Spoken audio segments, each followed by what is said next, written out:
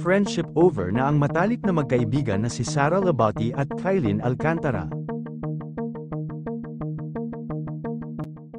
Ano ang dahilan sa gusot ng dalawa at bakit putok ang balita sa pagiging bad influence umano ni Sara Labati kay Kylene Alcantara kaya niya ito iniwan at tuluyan ng tinapon bilang kaibigan? Nagugat ang hinala ng netizens na friendship over na ang dalawa sa pag-unfollow nila sa isa't isa sa IG account. Ayon sa balita gumagamit raw ng pinagbabawal na gamot itong si Sara Labati kaya nilalayuan na umano ng iba pang kaibigan nito ang aktres. Hindi na raw bago kung iwan siya ni Kylene Alcantara bilang kaibigan dahil sa paggamit umano nito ng pinagbabawal na gamot.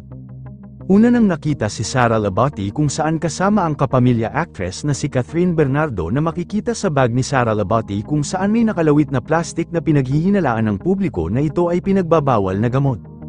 Tanong ng netizens bakit merong ganito si Sara Labati na for sure gumagamit raw ito.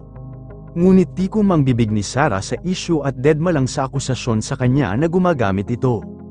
May kumalat pa noon na isang blind item kaya iniwan umano ni Mr. ang kanyang asawa dahil napapabayaan na ang mga anak nito.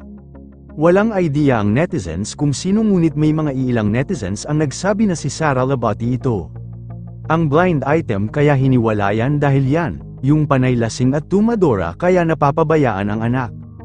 Basta naka-OOTD siya pero mga anak gusgosan, pag ordinary na tao na yan natukang na.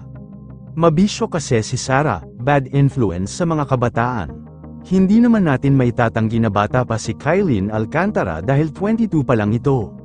Kaya for sure ang sister forever na turingan nilang dalawa ay ang pagsilip ng mga magulang ni Kylene na lumayo dito dahil hindi magandang ihemplo ito kung totoo na bad influence talaga siya kaya siya iniwan din ni Richard Gutierrez. Nakakalungkot ito dahil mukhang napapabayaan na ni Sara ang kanyang sarili sana raw ay maging susi na ito sa pagbabago niya kung bad influence ang aktres, ngunit tikom pa rin si Sara Labati sa issue sa pag-unfollow nila ni Kylene Alcantara sa isa't isa sa IG. Ano sa tingin mo ang dahilan sa gusot ng dalawa na si Sara Labati at Kylene Alcantara? Comment mo sa ibaba. Huwag kakalimutan i-like ang video na ito. Maraming salamat po sa panunood.